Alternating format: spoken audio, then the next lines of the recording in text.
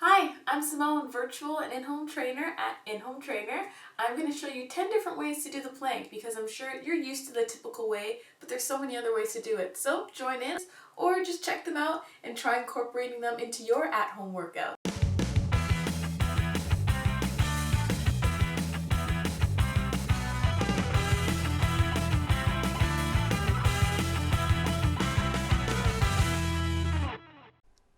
As you know, there's the basic plank, the modified version on the knees, and then the full plank where you're on your toes, elbows, or hands. So I'm just showing you that here, and stay tuned near the end. We're going to be looking at intermediate, beginner, and advanced versions. So we're going to be doing the butt up as the first one, feeling this in the core, the glutes, the calves. This is actually a little bit of an easier position once the butt goes up, and then it gets difficult as it comes down.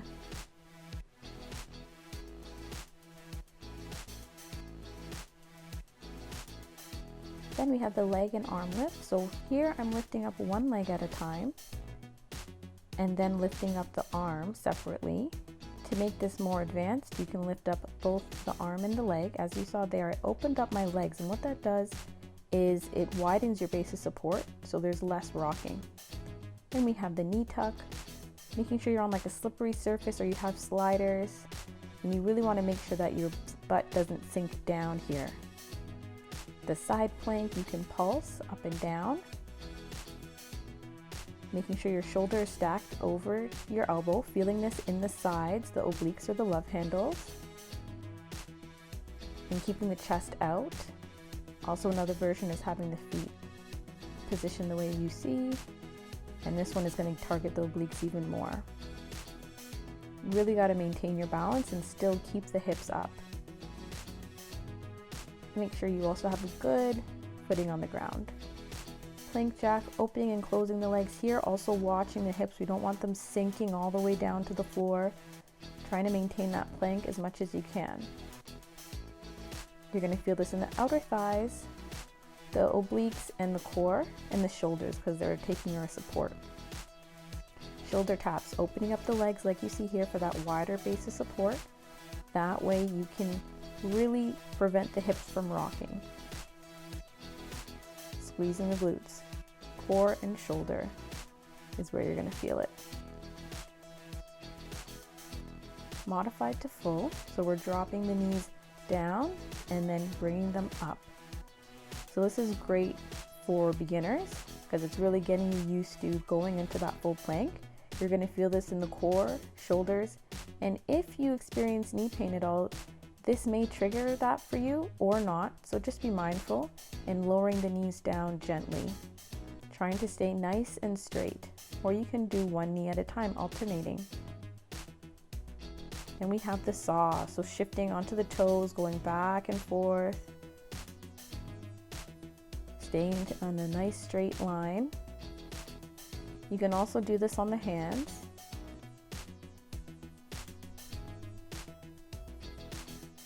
The reverse plank. Feeling this in the glutes especially, and a lot in the shoulders. If you have shoulder pain, I would definitely not do this one. And you can adjust your hands. Maybe you'd like the hands facing towards you or facing away. You can drop the head back, or you can keep it looking up at the ceiling or forward. This may cause neck strain or not, depending on your fitness level, as well as your flexibility. As you can see, I took off my socks. Sometimes it just gives you more of that tactile touch. And this is just a tabletop position, so see yourself as like a box.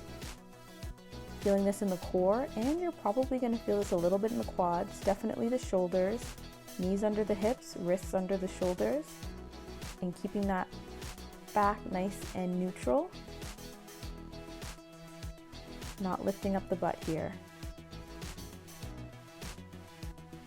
The X plank. Very difficult to do. If you pay attention, look closely, I am shaking. You're just trying to splay yourself out like an X. And here I'm showing you a different angle. It's kind of blurry, so my apologies for the focus. But as you can see, it is not easy. Really works the core, the shoulders, the legs, the glutes, everything. The back. Gotta have strong shoulders here, or don't do it at all. And then of course, after every plank exercise or every workout, I do love recommending the child's pose position that you see there. Traveling plank, going back and forth. And I'm in a very tight space here, so it's kind of hard to demonstrate, but I hope you get the gist of it.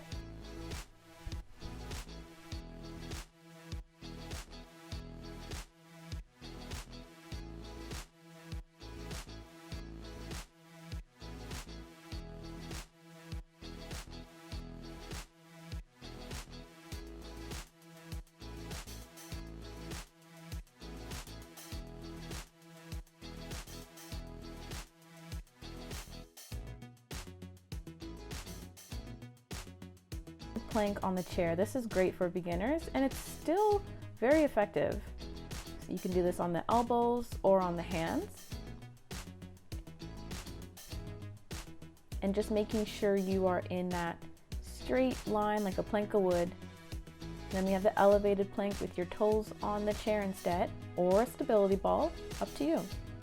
And then the more advanced version is the stepping the foot down to the left and to the right, while maintaining the hip height. Feeling this in the core, the obliques, and the outer thighs.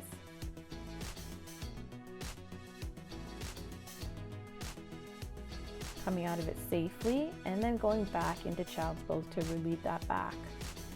We have the up and down plank next. Going down with the elbow on the right, and then doing the same thing on the left.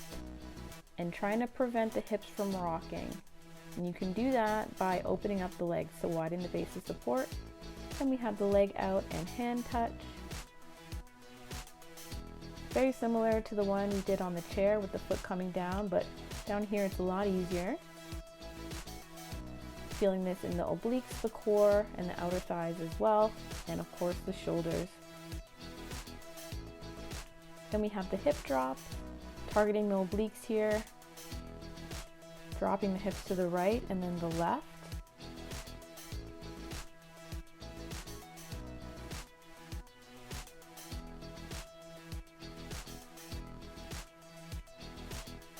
Then the low plank hold, also often done in yoga, this position. Very difficult. You're going to feel this in the triceps, the core, the chest, and it's hard to get out of as well, but it's awesome. Then we have the hand slides. So you want to use sliders. I'm just using some repurposed rags here. And you're just going to slide forward and then come back. Or you can be in the plank position and then slide one hand forward and back. You can do a full version here of the plank, but it's hard.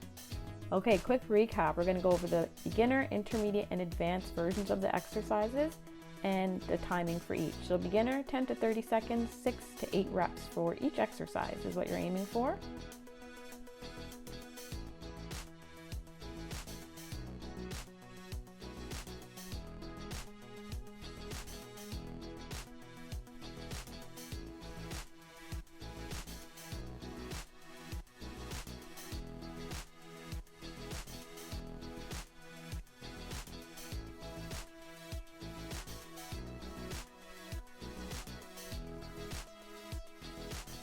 When it comes to the intermediate exercises, we did 30 to 60 seconds, 8 to 10 reps for each exercise is what I would recommend. And of course, these beginner, advanced, and intermediate exercises are going to vary. What may be advanced to you may be a beginner to somebody else, or an intermediate.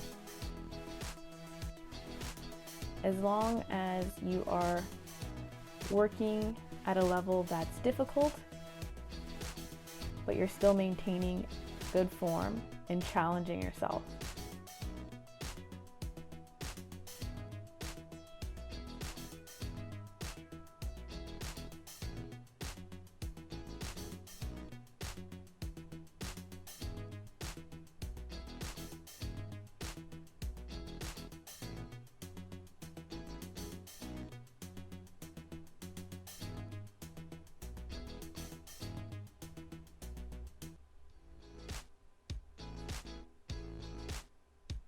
More advanced planks, it's just holding it for as long as you can and doing as many reps as you can.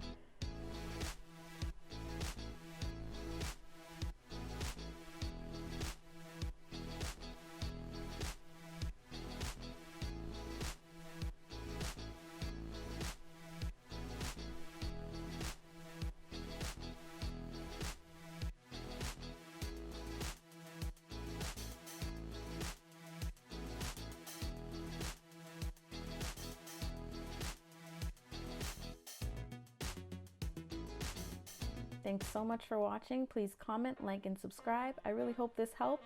And you can check us out at inhometrainer.ca or inhometrainer.us. Thanks. See you next time.